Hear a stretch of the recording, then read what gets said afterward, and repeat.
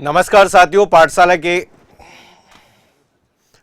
के इस डिजिटल मंच पे आप सभी का स्वागत है, हार्दिक अभिनंदन है। ठीक है, जैसा कि आप लोगों को मैंने पिछले वीडियो में बताया था कि यहाँ पर यूपी के अंदर वैकेंसी आपकी यहाँ पे रिलीज होने वाली है और कुछ लोगों ने कहा कि सर नहीं होगी, लेकिन आज अगर नोटिफिकेशन आ चुका है और अगर आप देखेंगे तो यहाँ पर यूपी के जो नए रूल्स आ चुके हैं वो रूल्स आ गए हैं भाई। ठीक है, इसमें अगर आप देखो तो यहाँ पर यूपी के में, ठीक है, यूपी के अंदर जो कंप्यूटर टीचर की वैकेंसी होने वाली है, ठीक है, जिसमें दो तरह से वैकेंसी होती है। एलटी ग्रेड आपकी सेकंड होती है जिसे हम टीजीटी के नाम से जानते हैं, और दूसरी जो वैकेंसी आपके पीजीटी के नाम से होती है जो क्लास 11th और 12th के लिए। ठीक है, पिछली बार जो आपकी वैकेंसी जो एलटी ग्रेड 2 की वैकेंसी 2018 में आई थी और आपके 1500 के करीब पद आए थे, तो उम्मीद कर रहे हैं कि लगभग अगर बात करें इतने ही पद हमारे यहां पर आएंगे। तो अब देखो क्या चेंज हुआ है। कंप्यूटर सहायक अध्यापक की बात कर रहे हैं, कक्षा 9वीं और 10वीं की बात कर रहे हैं। तो यहां पर कौन कौन से विद्यार्थी आपके एलिजिबल है। तो पहली चीज तो कई जने यहां पर पूछ रहे थे कि सर बीएड का क्या होगा। तो देखो भाई, बीएड योग्यता हटा दी गई है बीएड की। देखो तो यहां पर केवल और केवल ये लाइन आप लोग यहां पे पढ़ लीजिए कि यहां पे नोट दिया गया है कि बीएड के साथ उपयुक्त में से कोई भी किसी भी योग्यता वालों को प्राथमिकता दी जाएगी। ठीक है, प्राथमिकता दी जाएगी, ये नहीं कहा गया कि भाई पुनी गई कोई करेंगे, कोई भी दे सकता है एग्जाम। और पिछली बार बीएड की वजह से बहुत सारी सीटें क्या रह गई खाली। तो कौन कौन लोग एलिजिबल है, देखो बीएससी कंप्यूटर साइंस, बीएससी के साथ कंप्यूटर साइंस। ठीक है, यहां पर आपका कहा जाता है बीएससी कंप्यूटर एप्लीकेशन। ठीक है, हम कहते हैं कि बीएससी कंप्यूटर एप्लीकेशन वाले विद्यार्थी भी एलिजिबल है। ठीक है, यहां पर आपके कौन से बीसीए हो सकता है।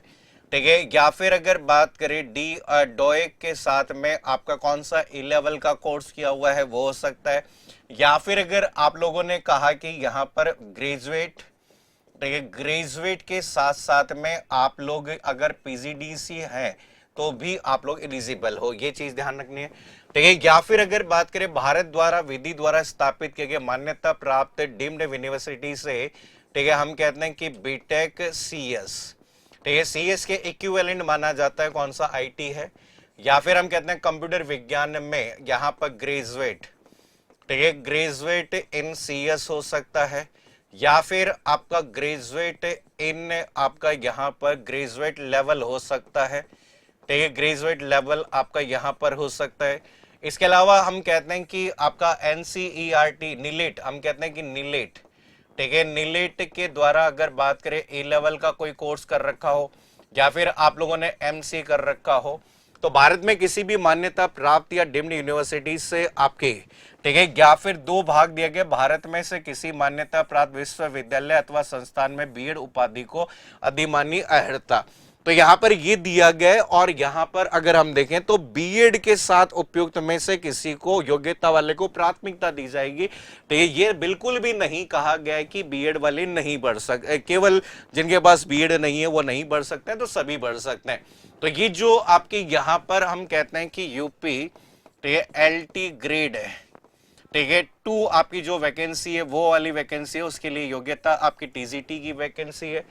ठीक है, इसके बाद में यहां पर आपकी जो वैकेंसी आपकी आती है कंप्यूटर साइंस, ठीक है, सीएस लेक्चरर आपका यहां पर कह सकते हैं, या फिर आपके सीएस पीजीटी का जो रिक्रूटमेंट होता है, ठीक है, जो कि आपके क्लास 11th और 12th को पढ़ाने वाले लोग होते हैं। तो यहां पर इसमें देखो आपका क्या चाहिए, एमटेक, ठीक है, एमटेक या एमई किया हुआ हो। ठीक है, यहां पर आपका कहा गया कि एमटेक या एमई किया हुआ हो, और या फिर हम कहते हैं कि इसमें बीटेक सीएस वाले भी विद्यार्थी आपके बढ़ सकते हैं।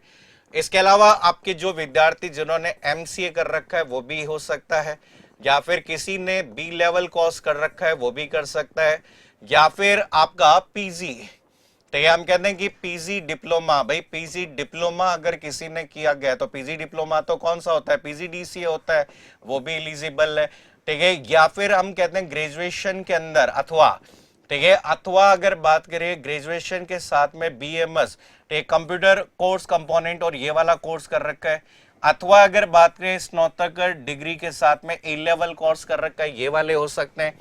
या फिर किसी मान्यता प्राप्त विश्वविद्यालय से एमटेक, तो ये हम कहते हैं कि एमटेक आपका, या हम कह सकते हैं एमई हो सकता है, सीएस में हो सकता है, ठीक है, आईटी में हो सकता है, या फिर किसी ने एमसीए किया हुआ हो।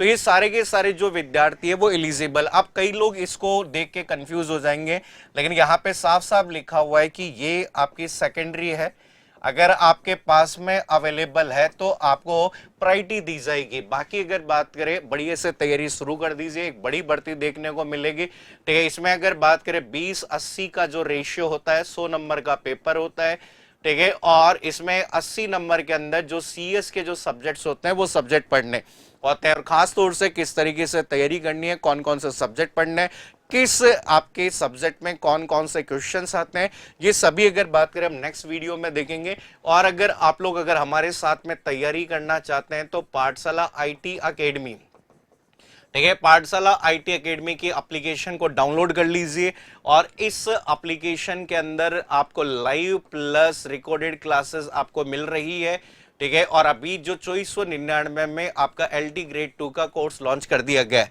तो जिसमें आपके सारे सब्जेक्ट की लाइव प्लस रिकॉर्डेड क्लासेस आपको अवेलेबल होगी, टेस्ट सीरीज अवेलेबल होगी, क्वेश्चन भी अवेलेबल होंगे, ठीक है। तो नेक्स्ट वीडियो में हम डिस्कस करेंगे कि कौन से टॉपिक के कितने क्वेश्चन आते हैं, कौन कौन से सब्जेक्ट हमें पढ़ने हैं, ठीक है, किस सब्जेक्ट को कैसे फोकस करना है, ये सभी हम जानकारी नेक्स्ट वीडियो में देंगे। अभी के लिए इतना ही। Thank you so much, all the best आप सभी को।